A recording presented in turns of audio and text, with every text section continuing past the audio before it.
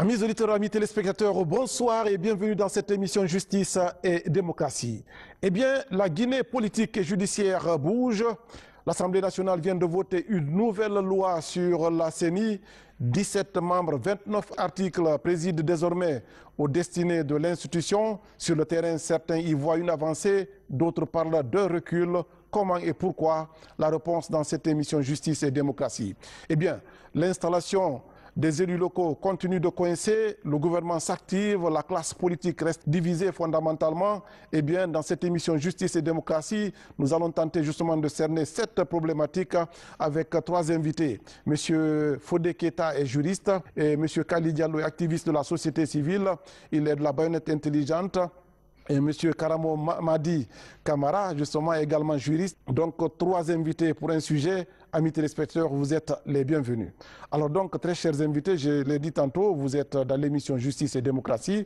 Il y a donc aujourd'hui une problématique, c'est celle qui porte sur la CENI. Alors, selon vous, est-ce qu'il y avait, n'est-ce pas, nécessité aujourd'hui de repenser cette loi, disons, la situation de la CENI du point de vue, n'est-ce pas, juridique en mettant en place une nouvelle loi?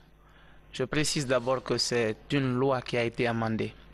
La loi 012-016 du CNT portant organisation, fonctionnement et création de la CENI a été amendée. La question de savoir s'il y avait opportunité d'amender cette loi maintenant, je pense que l'Assemblée nationale c'est le pourquoi nous sommes allés dans le sens de l'amendement de la loi, parce que ça a créé beaucoup de problèmes à l'époque jusqu'à maintenant. Maintenant, la question qui va se poser est de savoir est-ce que l'amendement, les amendements qui ont effectivement été apportés à la loi sont aujourd'hui de nature à résoudre les problèmes que nous connaissons depuis la création de la CENI. Je pense que c'est la problématique du sujet. Justement, par rapport à la même question, M. Kamara. Il était impératif que cette révision, cet amendement soit, dans la mesure où le contexte dans lequel la CENI évolue, le contexte politique l'imposait, mais aussi, vous savez bien que depuis quelques années, notre pays a la tradition du consensus. Le dernier accord politique d'octobre 2016 avait prévu une révision de la loi sur la CENI et prévoyait de ce fait une CENI beaucoup plus technique. Ce qui revient à dire que c'était dans le droit fil de cette action et que cet amendement vient s'inscrire. Donc l'opportunité était bien là parce qu'il y a eu beaucoup de circonstances qui ont prévalu à cette approche. Et aujourd'hui, l'impérium que les députés ont eu de pouvoir adopter cette loi est fondé. Maintenant, comme nous le verrons tout à l'heure, ce serait de voir est-ce que cet amendement répond pertinemment aux attentes qui étaient attachées à cette évolution de la CENI. Monsieur Diallo? Oui, c'est clair. Est-ce que c'est la même perception au niveau de la baïonnette intelligente? Oui, au niveau de la baïonnette intelligente, puisque nous militons pour la construction de ce véritable état de droit sans violence, et compte tenu des remous antérieurs qui avaient été constatés sur le plan politique, social, nous disions oui, parce que à plusieurs reprises, beaucoup de violences étaient dues au fait que les acteurs de la CENI étaient pas très bien perçu par la classe politique guinéenne. Et la répercussion sociale, vous le savez, c'était une crise sociale. Nous disons oui à l'amendement de cette nouvelle loi concernant la CENI. Maintenant, comme on l'a dit, on verra peut-être est-ce qu'on a pris réellement en compte les faiblesses qui étaient là au niveau de la première loi. Justement, il y a que beaucoup, en fait, plaidaient en faveur d'une CENI technique parce qu'on a estimé fondamentalement que la CENI politique avait montré ses limites. Mais aujourd'hui, est-ce que vous pensez que cette nouvelle loi a pris en compte justement cette préoccupation qui divisait également la classe politique? Non, de mon point de vue, c'est un échec. D'autant plus que l'amendement a porté sur un réajustement qui n'a pas répondu aux attentes, comme je le disais. Nous avons une overdose politique avec cette nouvelle proposition de loi, dans la mesure où il y a à peu près 83% de politique, ce qui est contraire, comme je le rappelais tantôt, à l'esprit de l'accord politique qui avait souhaité qu'il y ait une CENI beaucoup plus technique, mais cela aussi est contraire à l'aspiration légitime des observateurs de la scène politique nationale et même des citoyens, parce que les politiques ont montré leurs limites dans la gestion de la CENI, avec les différentes incompréhensions, mais aussi la versatilité politique qui entraînait les changements de camp, et cela entraînait une rupture de confiance. Et alors que la CENI est quand même une institution éminemment technique qui fait un travail politique, enfin un travail technique au service des politiques. Il était donc, de mon point de vue, de bon aloi que nous ayons une CENI technique avec des critères d'affiliation qui soient totalement bien définis, c'est-à-dire qu'il y ait un job description qui prescrit les critères objectifs sur la base desquels on peut prétendre aller à la CENI, et sur la base de cela, des techniciens pourraient être recrutés pour faire le boulot. Je suis tout à fait d'accord que les politiques doivent avoir un regard là-dessus, mais il était loisible de prévoir un conseil d'administration au sein duquel les politiques pourraient avoir une représentation et fixer de ce cap l'orientation stratégique de la CENI pour laisser ensuite les activités opérationnelles à des techniciens. Donc pour vous, les politiques ne devaient pas être à la fois acteurs, n'est-ce pas, et juges? Absolument, absolument. Bon, parce que déjà, ils ont montré leurs limites du fait que depuis toutes ces années, il y avait une parité entre les deux obédiences politiques, la mouvance et l'opposition. Jusqu'à maintenant, il y a une parité encore, mais je veux dire que là encore, il y avait un nombre plus élevé parce qu'il y avait 10 de chaque côté. Donc, de ce point de vue, ils n'ont pas pu avoir des résultats escomptés, parce qu'on a bien vu parfois que beaucoup de formations politiques ont dénié le mandat qui était accordé à leurs représentants au niveau de la CENI, motif tiré du fait qu'ils estimaient qu'ils n'obéissaient plus à leur chapelle politique, ce qui est d'ailleurs contraire à l'article 70 de la Constitution qui interdit tout mandat impératif. Alors la deuxième chose aussi qui sous-tend effectivement ma position, c'est le fait que nous soyons dans le cadre d'une crise de confiance entre les politiques.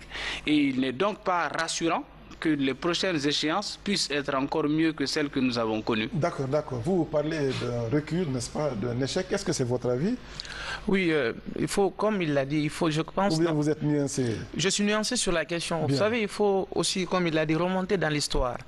Nous remontons dans l'histoire et on se rend compte qu'il y a un accord politique stipulé entre les partis où l'accent avait été beaucoup plus mis sur une CENI technique. Parce que les commissaires qui ont été envoyés à la CENI se sont rendus compte, et même l'opinion nationale s'est rendue compte que c'est d'abord un travail de compétence qui requiert une certaine technicité, une certaine expérience dans la gestion des élections nationales et législatives en République de Guinée. Donc à cette occasion, l'accord stipulait de mettre un accent beaucoup plus particulier sur une CENI technique. CENI technique veut dire quoi? Que les personnes soient recrutées sur la base de leurs compétences et non leur appartenance à un parti politique. Deuxièmement, que ces personnes-là... Pas la compétence, simplement l'intégrité. Oui, tout à fait. Oui, d'accord. Que ces personnes-là aient également une indépendance dans l'exercice de leurs fonctions, de leur métier à la CENI, mais aussi qu'ils aient les moyens techniques dans ce sens pour ne pas être sous la tutelle des hommes politiques ou de la mouvance. Bon, cela dit, c'est ce qui a motivé les partis politiques à aller sur la base de cet accord. Mais malheureusement, on s'est rendu compte que la loi qui normalement devait entériner cet accord, parce que c'est la loi des partis et les hommes sont liés par les paroles et les bêtes par les cornes, n'a pas été respectée. Donc l'esprit de l'accord n'a pas été respecté par la loi. Maintenant, là où je suis nuancé sur la question de savoir est-ce qu'il faut une CENI technique, est-ce qu'il faut une CENI politique, je précise que dans le contexte actuel de la Guinée, à cause de l'accord, il fallait mettre en place une CENI technique. D'accord. C'est-à-dire, je pense qu'il y a eu des avancées. Aujourd'hui, quand même, il y a de nouvelles dispositions. Vous pensez qu'il y a, M. Camara pense qu'il y a eu un recul par rapport justement à ce qui existait. Est-ce que c'est votre avis ou bien... Exact. Quelle est votre perception aussi? Il y a des avancées par rapport à cette nouvelle loi? Il y a des avancées par rapport à la nouvelle loi. Quand nous prenons par exemple aujourd'hui la suppression de l'article 21 de l'ancienne loi, qui mettait fin au mandat de démembrement de la CENI à l'intérieur du pays, ce qui entraînait une fuite des cerveaux. Parce que quand les élections finissaient avec les élections présidentielles, enfin les élections nationales de façon générale, on mettait fin au mandat des représentants de la CENI au niveau... Donc pour vous, il n'y avait pas une administration électorale? Il n'y avait pas une administration continue, oui, ce qui entraîne la fuite des cerveaux, parce que quand les gens sont remerciés dans ce sens, ils sont obligés de rechercher un autre emploi. Allez, donc cela, ce qui entraînait une fuite de cerveau, il n'y avait pas un principe de continuité de l'administration électorale. Ça, c'est une avancée remarquable. Oui, l'autre avancée aussi, c'est que la loi est entrée à l'Assemblée nationale, alors la 8e législature de l'Assemblée, et il y a eu un vote dans ce sens. 5 députés ont voté contre cet amendement. Vous voyez bien. Maintenant, il y a eu aussi une baisse drastique de personnes, donc des commissaires à la CENI, contrairement à l'ancienne loi où on avait 27 personnes. C'est parce que ça a un coût, les élections. Et l'entretien de ces personnes-là aussi a un coût sur le budget national. Donc, contrairement à l'ancienne loi où on avait 20 personnes au compte des partis politiques, aujourd'hui nous sommes à 14 personnes. Et contrairement à l'ancienne loi où l'administration avait l'obligation d'envoyer 2 personnes, aujourd'hui c'est ramené à une seule personne. Et la société civile qui devait envoyer 3 personnes, aujourd'hui c'est ramené à 2 personnes, ce qui fait 17 personnes aujourd'hui comme commissaire à la CENI. Ça c'est important d'un point de vue financier. D'un point de vue financier, ça allège les dépenses de l'État. Parce qu'aujourd'hui, on se plaint comme quoi l'État a des difficultés financières, etc. etc. Donc, c'est souvent bon que l'on diminue le train de vie de l'État. Maintenant, la question de savoir est-ce que c'est aussi une avancée, parce que ce qui est visé, ce qui est important, c'est ce que cette CENI va apporter à l'État, à la nation, dans son processus de démocratisation, quel va être l'apport de cette CENI dans la construction de la jeune démocratie dans notre pays. Et je pense que c'est là tout l'enjeu. Exactement. Tout l'enjeu, c'est à ce niveau. Mais moi, je le disais à l'entame que je suis beaucoup plus pessimiste sur la question des CENI. La question des CENI en Afrique découle de l'échec national de l'organisation des élections par les États. Je prends l'exemple sur l'élection qui a amené Wade aux affaires au Sénégal. La personne qui a organisé les élections était dans le gouvernement, c'était un général ministre de l'Intérieur. Il a organisé les élections étant dans l'administration, dans le gouvernement de Wade, de Abdou Diouf, il a perdu les élections et Wade est venu aux affaires. Ça veut dire qu'à un moment donné, on a besoin des personnes intègres qui sont convaincus dans le secret de leur conscience qu'au-delà des intérêts partisans et des intérêts politiques, nous avons l'obligation de répondre aux intérêts de la nation et de respecter les lois de la République. Parmi les avancées, vous n'avez pas cité quand même la qualité de membre. Désormais, il faut avoir le bac plus 3, n'est-ce pas, et une expérience en matière de gestion électorale. Je pense que c'est une avancée également. Non, il y a beaucoup d'avancées, comme ce que vous dites, parce qu'il y a une question de formation qui est requise, mais aussi, d'ailleurs, l'autre qualité qui est aussi contestée par bon nombre d'observateurs aujourd'hui, c'est la désignation des commissaires qui doivent maintenant aller à la CENI en provenance des partis politiques. Il faut donc que ton parti politique d'origine ait participé aux 2 élections nationales, législatives et présidentielles, aux deux dernières élections, donc nationales, législatives et présidentielles, avant la mise en place de l'institution. Mieux encore, que le parti politique d'origine ait au moins 2 députés à l'Assemblée nationale. Donc, d'un point de vue budgétaire, ça arrange les finances de l'État, mais ça tue les partis politiques, les petits partis politiques, parce que ce n'est pas tous les petits partis politiques qui peuvent se faire 2 députés à l'Assemblée nationale, ce qui n'arrange naturellement pas. La démocratie, c'est la loi du nombre. Hein. Oui, tout à fait. Sans oublier le pluralisme des partis politiques qui est consacré par la Constitution.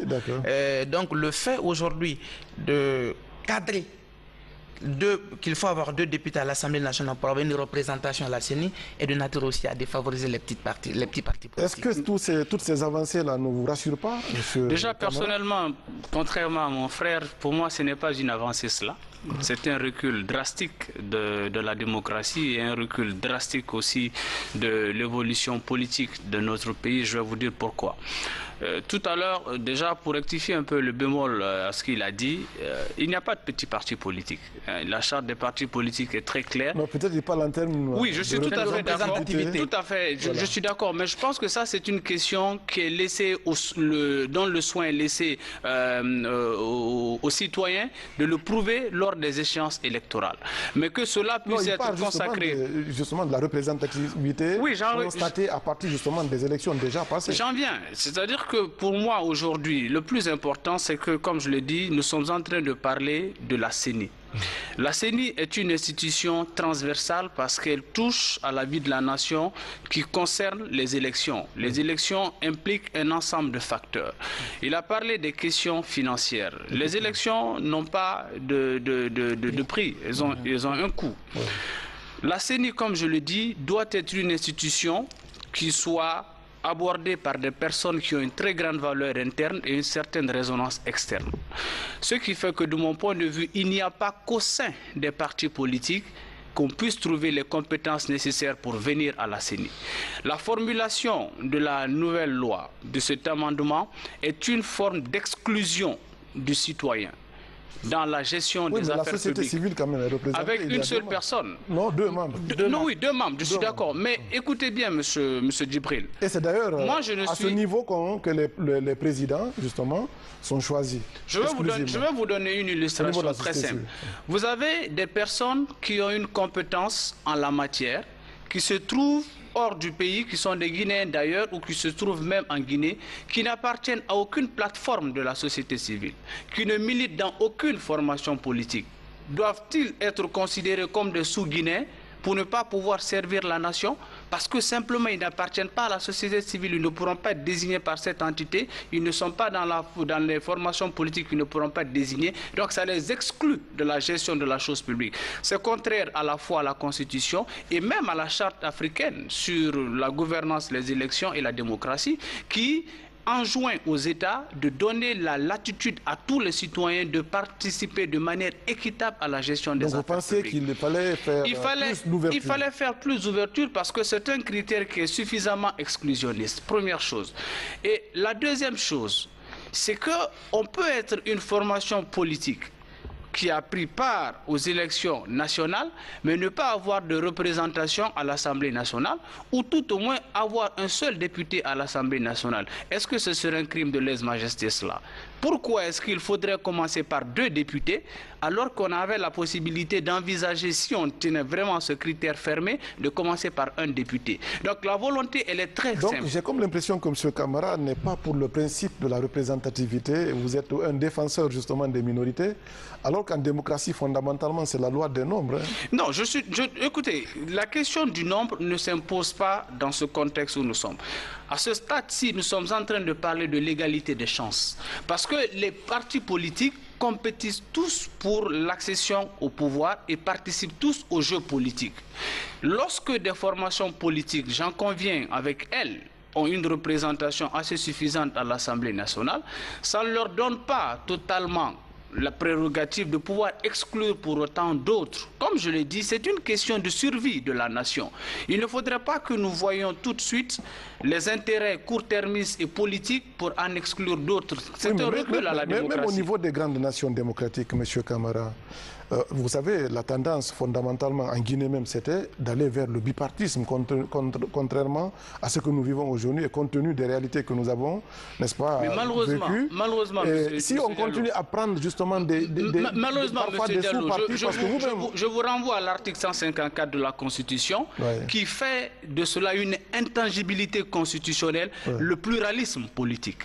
C'est une intangibilité constitutionnelle. Je suis d'accord avec vous. Je ne suis pas pour la restriction politique, mais je me suis dit fondamentalement que pour essayer d'organiser quand même l'institution, pour essayer de rehausser le niveau, il faut prendre quand même un certain niveau de représentativité. Et je pense que c'est à ce niveau que les députés, n'est-ce pas, ont eu à travailler fondamentalement. Non, pour moi, la question n'est pas de la représentativité. Il faut que nous sortions du carcan politique pour cesser de faire de ce pays un giron politique. Donc, nous voulons une institution qui soit une institution capable de produire des élections apaisées, des élections inclusives et transparentes. Et pour cela, nous avons besoin de personnes qui puissent répondre aux attentes, des aspirations des populations. Il a donné l'exemple du Sénégal. Ce n'est pas un politique qui a organisé cette élection à l'époque. Et pour cela, on a besoin des personnes, comme je vous l'ai dit, qui aient des compétences. Et c'est pour ça qu'il était plutôt nécessaire de définir des critères qui permettront d'être désignés à la CENI comme un commissaire. À vous suivre, on a comme l'impression fondamentalement que le problème de la CENI, n'est-ce pas, ou bien des CENI, ce n'est pas un problème à mon avis structurel. Parce que de par le passé, même en Guinée, c'est le ministère de l'administration du territoire, n'est-ce pas, qui organisait les élections. C'est-à-dire, on appelait ça le ministère de l'Intérieur. Et fondamentalement, on a connu beaucoup de problèmes à ce niveau, et c'est pour essayer justement de parer au plus pressé aux blessures que nous avons enregistrées avec la gestion, n'est-ce pas, de l'État, que les CENI, n'est-ce pas, ont été inventés. Aujourd'hui, certains parlent d'une CENI technique, d'autres parlent d'une CENI, à mon avis, politique. Je pense que la problématique, l'objectif, c'est d'avoir une CENI avec des personnes intègres, n'est-ce pas, indépendantes, qui peuvent répondre, n'est-ce pas, aux exigences, n'est-ce pas, des élections, en tenant compte de tout ce que nous connaissons aujourd'hui comme sous-baissant. Nous disons bien la même chose. C'est ça que je dis. Mais en plus, ce que vous me tendez la perche, justement, parce que j'allais continuer sur les incohérences de la loi. Oui. La CENI, quand nous prenons l'article 2 de la Constitution, est une institution indépendante qui a le monopole d'organiser les élections. Bien. Tout à l'heure, dans le raisonnement que chacun a fait, nous avons relaté le fait que la CENI vient du fait qu'il y avait une rupture de confiance en ce que l'administration ne pouvait pas organiser des élections effectives. Prenez cette loi et regardez la disposition en son article 21, où il est donné prérogative à l'administration. Et d'ailleurs, je précise que c'est un terme tout vague qu'on a employé pour dire l'État.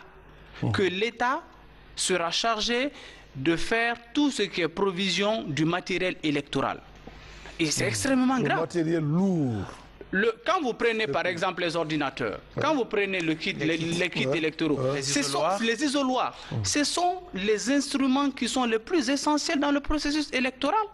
Et on donne ce soin à l'administration. Ça pose deux problèmes. Le premier problème, c'est la contrariété avec l'État, avec la Constitution, qui donne le soin à la CENI d'organiser les élections. Le principe est que l'organisation des élections commence d'abord par ces questions logistiques. Mais si on donne cette prérogative à l'État, comme c'est dit, sans autre forme de précision, l'État, dans son approche déjà... Non, c'est l'État qui fournit quand même ce matériel. Quand on dit l'État, ce n'est pas le gouvernement en tant que tel. Mais non, il faut que ça soit assez clair. Tel que c'est dit, relisez la loi, la CENI exprime les besoins. La CENI exprime les besoins et l'État procède à la commande de ce matériel. Donc ça veut dire deux choses. Que la CENI est dépouillée de sa prérogative, qui est une prérogative congénitale, parce que c'est elle qui a le monopole de l'organisation des élections. Et du fait de cette immixtion de l'État dans le processus d'organisation des élections, il y a une frontale violation de la Constitution, parce qu'en ce moment, la CENI va cesser d'être l'organe qui organisera le processus électoral. Ça dépend maintenant de la consonance que vous donnez, n'est-ce pas, à l'État, non, à l'État en tant que tel, parce que je ne voudrais pas qu'on confonde, par exemple, l'État au gouvernement. Parce que quand on parle de l'État, justement, on parle des institutions. C'est-à-dire, on parle... En fait, ce que je veux que vous compreniez, M. Djibril, c'est que la CENI elle-même est cette institution qui a le monopole d'organiser les élections et de suivre le processus électoral. Ça veut dire que de bout à bout, c'est à la CENI qu'il est dévolu la prérogative de gérer le processus électoral. Le processus électoral, il est en 6 étapes et avec 8 étapes. Oui, mais l'article 21 dont vous parlez, l'article nous dit simplement que, n'est-ce pas, il appartient à l'État de fournir les moyens lourd justement à cette institution pour son fonctionnement. Dans tous les cas, mais c'est elle qui exprime le besoin. Ce que je veux simplement ressortir, c'est qu'en aucune manière, donc, cela ne devait exister. C'est-à-dire que la CENI... Vous voulez mettre des balises pour qu'il y ait moins d'immixtion? Absolument, et c'est ce qui est intelligent. D'accord, on va voir la perception de la société civile aussi. Ma perception, c'est qu'elle est claire, c'est qu'il y a une avancée dans cette loi électorale. M. Keïta vient d'énumérer d'abord de 27, on revient à 15, maintenant 17. Il y a 7 de la mouvance, 7 de l'opposition, on a 1 de l'administration du territoire, 2 de la société civile. Je pense que cela vient un peu par rapport aux leçons tirées. Vous l'avez déjà dit, des charges du coût au niveau de l'ancienne CENI. Un premier élément. Le deuxième élément, avec cette nouvelle loi, on a la chance d'avoir une administration électorale permanente dont on pourra renforcer les capacités et ce qui pourrait aller dans le sens de la crédibilité. C'est un peu comme au Ghana, ils ont une administration électorale. Bien. À mon avis, avec tout le personnel, permanent et pérenne. Et tout ce que contrairement à l'ancienne CENI, dès que les élections se terminaient, terminé le démembrement, le mandat de démembrement de la CENI était à terme. Aussi une avancée pour moi. Il y a les critères de désignation dont on parle, et c'est dans l'article 6 de cette nouvelle loi. Aujourd'hui, l'article 154 de notre Constitution est très clair. Le pluralisme, le principe de la laïcité, le principe de l'unicité, le pluralisme syndical et politique. Mais cette loi ne remet en aucun cas en cause. Cette loi ne le viole pas. Cet article ne viole pas cet article. Pour la simple raison, prenons pratiquement aujourd'hui, en se basant sur ces critères de désignation, on aura 4 partis politiques qui seront dans ça. Parce que 2 députés, je parle de la mouvance, je parle de l'IFDG, je parle en termes disons, de parlement, comment je veux dire, de groupe parlementaire. Il y a le groupe parlementaire de la mouvance présidentielle, RPG Arc-en-Ciel, il y a les libéraux démocrates, l'Alliance des républicaines, et si vous remontez, vous verrez que le parti aussi, l'IDG aussi, a plus de... Donc 4 partis politiques. Ça, à mon avis, ça vient un peu... C'est là où M. Kamara oui, mais là quand même... N'est-ce pas une exclusion? Non, pas une exclusion. Peut-être ça pourrait constituer une émulation. Parce que n'oubliez pas, à un moment donné aussi, un autre débat se posait. C'est la fantaisie de délivrer des agréments au niveau des partis politiques. On était à plus de 100 partis politiques à un moment donné. Et je pense que tel est le cas. Maintenant, peut-être que pour être là, pour pouvoir résister à votre... Je veux travailler, ce parti politique pourra travailler pour avoir ces 2 députés. Ça pourrait créer l'émulation au sein de ces partis. D'inciter à la concurrence. Oui. Pour avoir plus de représentativité sur la scène politique. Donc, justement, maintenant, je veux quand même... Ils ont tous fait une comparaison qui est juste. Parler de l'administration au Sénégal, par exemple, c'est le ministère de l'administration qui organise. Moins de contestation. En Guinée, tel n'est pas le cas. Je pense qu'on ne parlera jamais de cette crise de confiance au niveau des acteurs. Et je rappelle, peut-être que ça peut échapper, que vous avez signalé la présidence de CENI. Depuis 2010, depuis la mise en place de cette CENI, c'est des gens qui sont venus de la société civile qui président. Et jusqu'à maintenant. Alors que c'est des personnes qui devaient être des personnes qui sont régies par les principes de neutralité, les principes de l'impartialité et tant d'autres, de probité morale, d'intégrité.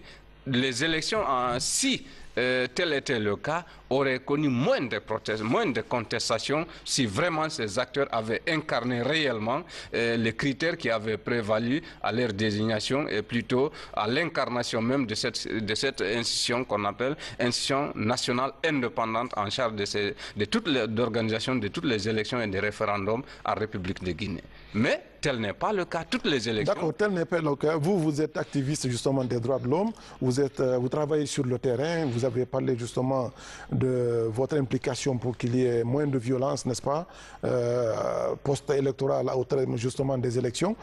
Est-ce que vous pensez aujourd'hui, n'est-ce pas, que cette nouvelle loi, la refonte justement, ou bien la réforme de ces dispositions pourrait permettre, n'est-ce pas, d'exorciser la cité de façon à ce que fondamentalement il n'y ait plus de contestation, que les convictions, n'est-ce pas, sociales soient amoindries au sortir justement de la mise en œuvre de cette nouvelle loi? Est-ce que vous pensez que c'est une réponse? J'ose le croire, avec une volonté politique réelle et la mise en place d'une administration électorale permanente dont les capacités seront renforcées, cela pourrait amener à la transparence des élections. Et vous savez que c'est le fondamental. Les élections transparentes supposent que c'est des élections crédibles. Et les élections transparentes sont moins contestées que les élections émaillées de fraude. Maintenant, il va falloir que la stratégie qui sera utilisée, parce qu'à mon avis, il faudrait associer ces acteurs au fur et à mesure à chaque échéance pour, disons, inspirer confiance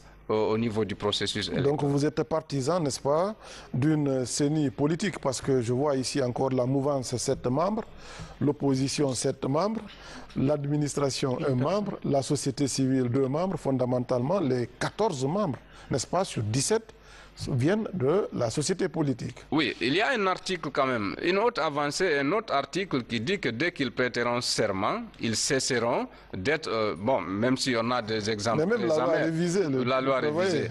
Mais cette fois-ci, quand même, l'article 8 qui suit dit que, disons, la recomposition du paysage politique n'enlève pas leur mandat au niveau de la CENI.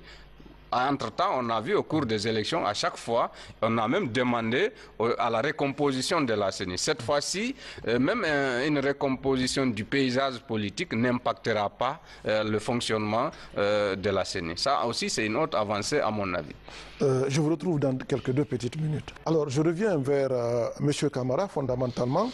Est-ce que, justement, au terme, après les interventions de la société civile et de M. Fodé, fondamentalement, vous partagez désormais, n'est-ce pas, quand même quelques réalités qui font que cette loi soit une réponse, n'est-ce pas, aux préoccupations politiques actuelles?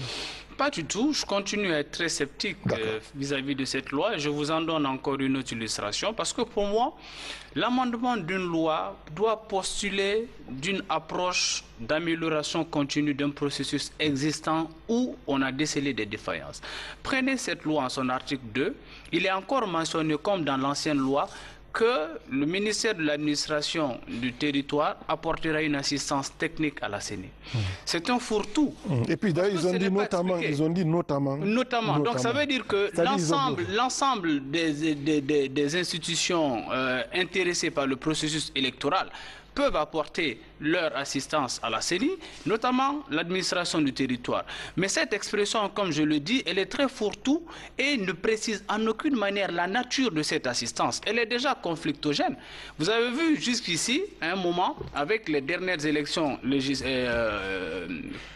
élections locales, que l'administration a été foncièrement tensée par les acteurs politiques du fait de son immixtion jusqu'à un certain niveau dans l'organisation du processus électoral. Alors que c'est la loi même. C'est la loi même qui a créé cette situation. Il aurait fallu, si on tenait à ce qu'effectivement l'administration, comme je le dis, en violation des dispositions constitutionnelles, interviennent dans le processus électoral, créer ne serait-ce qu'un renvoi à un texte réglementaire qui va définir le contour lié à cette assistance technique. Ce qui se passe, c'est qu'à date, il y a un protocole d'accord qui lie la CENI et l'administration du territoire, mais qui, de mon point de vue, devait être revu à la hausse pour en faire un texte réglementaire, pour que nous ayons de manière assez évidente des dispositions qui clarifient l'assistance que la CENI peut apporter à cette institution. Donc, de mon point de vue, c'était une réflexion à laquelle il fallait encore mieux se prémunir.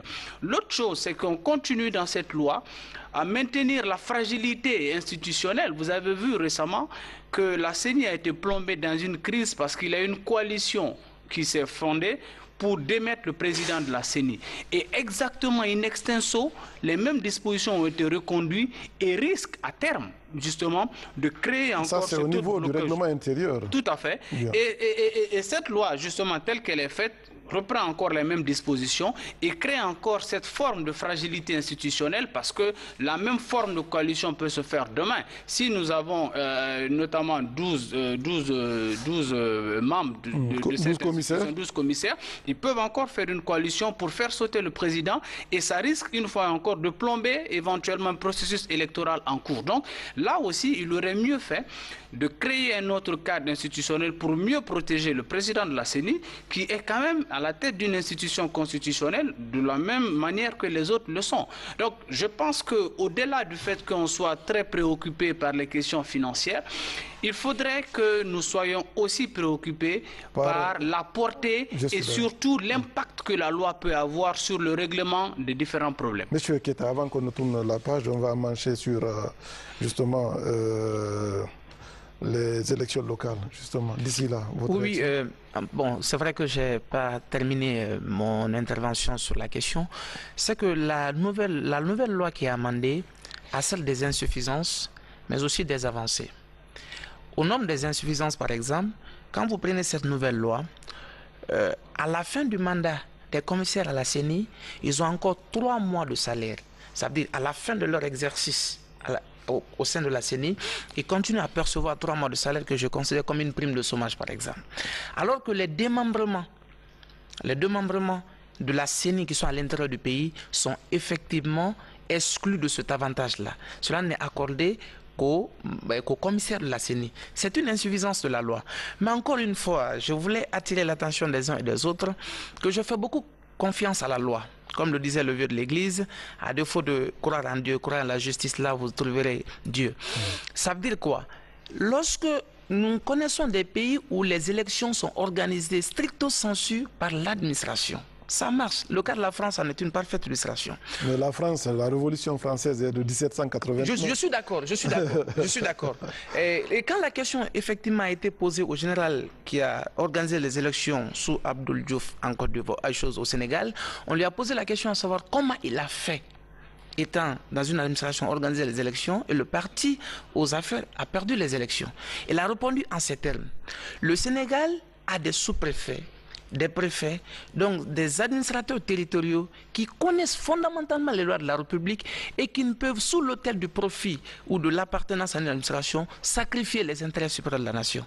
Ça veut dire quoi? Qu'il y a une question de formation à la base. L'exclusion stricto sensu de l'État dans le processus électoral n'est pas aussi une très bonne option. Pour la raison bien simple. D'abord, ce qu'il faut comprendre, c'est l'argent du contribuable que l'on investit. Dans le processus électoral, on doit savoir comment ces fonds-là sont utilisés. Il se pourrait aussi, car souvent, quand les élections ne marchent pas, c'est vrai qu'on dira que la CENI n'a peut-être pas fait son travail, mais par la suite, c'est l'État que l'on va accuser, parce que c'est l'État, c'est les structures de l'État, donc le pouvoir judiciaire qui va, en définitive, proclamer les résultats. Donc quand ça ne va pas, quand les gens vont descendre dans la rue, c'est l'État qui va perdre en ce moment-là. Parce que la sécurité publique, la tranquillité publique relève du pouvoir de l'État. Donc je ne vois pas... Qui dispose de la puissance publique. Naturellement. Donc je ne vois pas assez de difficultés quand l'État fournit des matériels qui soient indispensables ou nécessaires à l'organisation des élections. Cela est différent que l'État ait une même mise totale sur le processus électoral. C'est ma vision. Oui, d'accord. Donc, on va avancer. Il y a aussi, n'est-ce pas, l'autre pan de notre émission. Aujourd'hui, je l'ai dit tantôt, que l'État s'en préoccupe. Il n'y a que la classe politique est divisée. Nous avons cette question d'installation, n'est-ce pas, des élus locaux qui continuent à piétiner. Je pense qu'on a terminé tout simplement, n'est-ce pas, la procédure juridique est terminée. Aujourd'hui, fondamentalement, sur le terrain, on est quand même en face, malgré tout et après tout, en face d'un blocage. Est-ce qu'aujourd'hui, vous pensez qu'il y a quand même quelques pistes de solutions pour se sortir, n'est-ce pas, de cette situation, de cette nasse, pendant que, n'est-ce pas, la gouvernance locale se pose en termes de préoccupation et les populations, n'est-ce pas, s'en préoccupent, le gouvernement, les politiques, mais pas, à mon avis, n'est-ce pas, de passerelle de sortie de crise. Qu'en pensez-vous en tant qu'universitaire? D'abord, ce qu'il faut dire de ce point de vue, c'est que nous sommes dans une situation qui n'est plus couverte par le droit. Voilà. Il n'y a qu'un accord politique qui puisse nous sortir de cette impasse. Et cet accord politique doit résulter d'un compromis entre le souhaitable et le possible. Et pour que nous arrivions à cette concertation, il faudrait que nous minorions nos divergences pour majorer l'urgence. Vous pensez qu'il est possible justement de substituer, n'est-ce pas, à la loi un accord? C'est pourquoi je dis qu'il n'y a plus possibilité de recourir à la loi. Les textes sont très clairs en la matière. Lorsque les tribunaux d'instance ont vidé le contentieux pour des questions électorales, il n'y a aucun recours possible. Bien. À partir de ce moment, nous ne sommes plus dans une position juridique ou même judiciaire.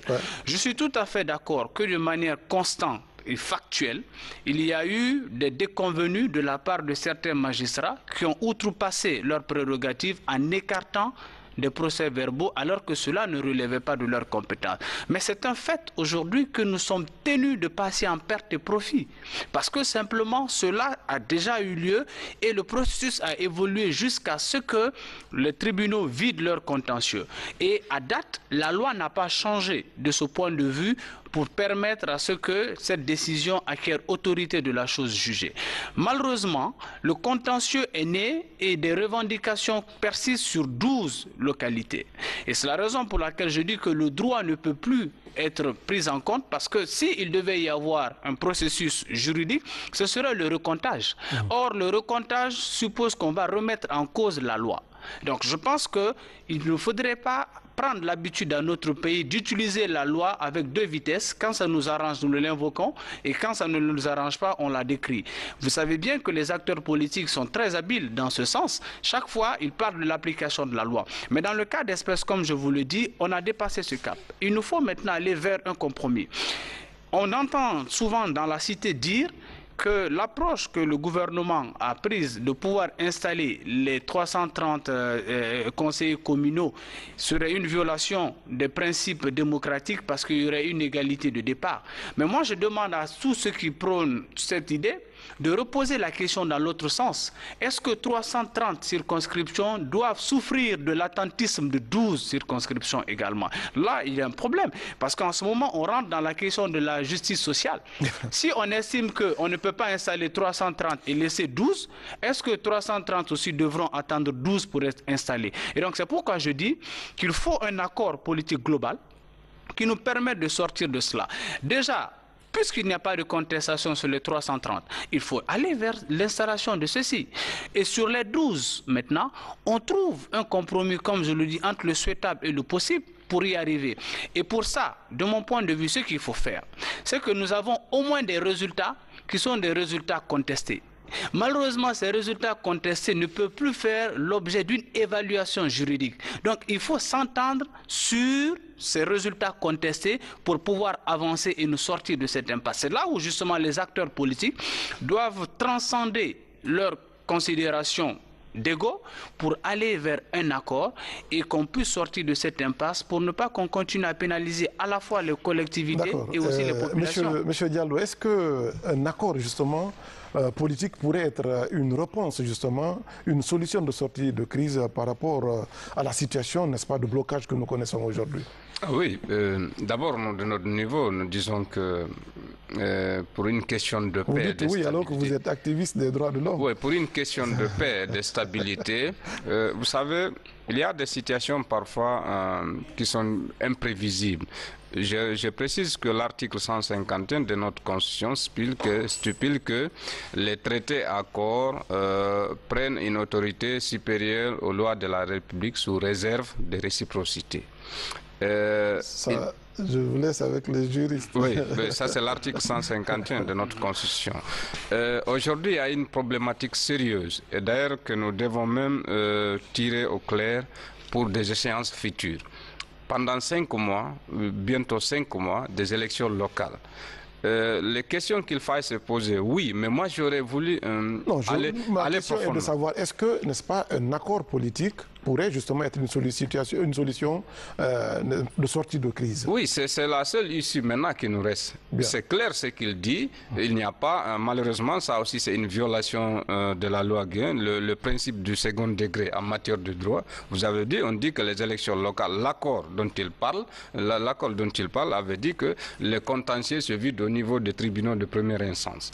Donc on n'a pas une possibilité d'aller, et ça c'est fini, on n'a pas une possibilité d'aller faire interjeter appel. Vous voyez? Donc ce qu'il dit sur ce point-là, c'est vrai, c'est exact. Il n'y a pas une autre voie de recours. Ça c'est un premier élément. Le deuxième élément, maintenant, si on mettait, si les 342, les 300 maintenant, puisqu'il y a eu 12 qui font l'objet de contentieux, on installe les autres, à mon avis, serait encore de reporter la crise. Parce qu'il y aura une même élection, des acteurs pour 2 mandats différents. Vous voyez, ce qui fait que moi, je vois une nécessité maintenant d'un accord pour une sortie de crise. D'accord. Monsieur Keita. Oui, comme nous sommes sur la question des élus locaux, Je pense que nous retardons toujours l'installation de ces élus locaux pour la raison bien simple qu'on n'a pas une grande notion sur la décentralisation, sur l'importance de la décentralisation dans le processus de développement d'un pays. Et quand vous prenez par exemple le discours programme, vous êtes dans les conséquences. Oui, tout à fait. En fait, je finis. C'est que quand nous prenons la question de la décentralisation, c'est que le discours programme du général Lansana Conté même, en date du 22 décembre 1985, il a dit que nous faisons le choix sur une société fondée sur les solidarités naturelles mises au service du développement. Donc renforcer ces solidarités là où elles existent encore, c'est là l'objet de la décentralisation. Donc tout ce processus qui a conduit à la mise en place d'un code de collectivité locale en 2006, d'un code de collectivité locale en 2017, jusqu'à aujourd'hui, et que l'on voit que les élus locaux ne sont pas encore installés. Alors que l'administration aujourd'hui, la gestion d'un État unitaire comme le nôtre, la décentralisation elle est indispensable. Maintenant, pour revenir au cas des installations des élus locaux, moi, lorsque un tribunal impartial, neutre s'est prononcé sur une question, je vois mal un intellectuel de la République ou un homme d'avenir de la République ou même le gouvernement mettre en cause. Parce que, comme le disent les latins, toute décision judiciaire bénéficie de la présomption de vérité. C'est-à-dire, lorsqu'un tribunal rend une décision, le juge est présumé dire la vérité dans les actes qu'il pose. Maintenant, par rapport aux voies de recours, les voies de recours aussi sont exclues à la matière. C'est épuisé. C'est épuisé. Bien. Donc, la solution à la matière, encore une fois, c'est de respecter, c'est d'appliquer les lois. Donc, pour vous, il n'y a pas de possibilité de compromis, il n'y a pas de possibilité de compromis, parce que voilà. L'importance de la loi, monsieur Camara l'a dit tout à l'heure, il dit qu'il faut faire un accord politique parce que nous sommes dans le non-droit maintenant. Non, nous ne sommes pas dans le non-droit parce que la question, elle est réglée par le droit. Bien. Le droit a réglé la question en disant qu'il n'y a pas de voie de recours. Et lorsque les élections sont proclamées dans ce sens, qu'il n'y a plus de voie de recours. Donc le droit a réglé la question. Parce que la mauvaise jurisprudence que nous allons poser, si nous continuons dans ces accords politiques en violant les lois de la République, c'est pas étonnant un jour pour l'avenir que les élections présidentielles ou les élections législatives soient mises en cause par les politiques, bien que le judiciaire se soit prononcé sur la question. Voilà, donc pour vous, l'application de la loi, encore la loi, rien que la loi et toute la loi. Dans ce cas, voilà, amis téléspectateurs, c'était là donc l'essentiel de cette émission Justice et démocratie qui a porté sur la problématique justement de la CENI. Vous l'avez constaté et je l'ai dit, l'Assemblée nationale vient de voter une nouvelle loi sur la CENI. Certains parlent d'une avancée, d'autres parlent d'un recul. Justement, pour débattre de cette question, de cette problématique, j'ai reçu ici même au plateau de la télévision nationale M. Fodé Keita, il est juriste, M. Kali Diallo est de la société civile de la baïonnette intelligente, il est activiste des droits de l'homme. M. Karamo Madi Kamara est juriste également, il est professeur de droit dans les universités. Avec ces trois invités, nous avons cerné cette problématique aujourd'hui, n'est-ce pas, qui fait l'objet de beaucoup de débats dans la cité. Nous allons justement partager les dires de ce sage qui précise qu'à défaut de croire en Dieu, croyez à la justice et vous y trouverez Dieu. Amis téléspectateurs, cette émission vous a été proposée par Abdoulaye Djibril Diallo et merci de l'avoir pratiquée.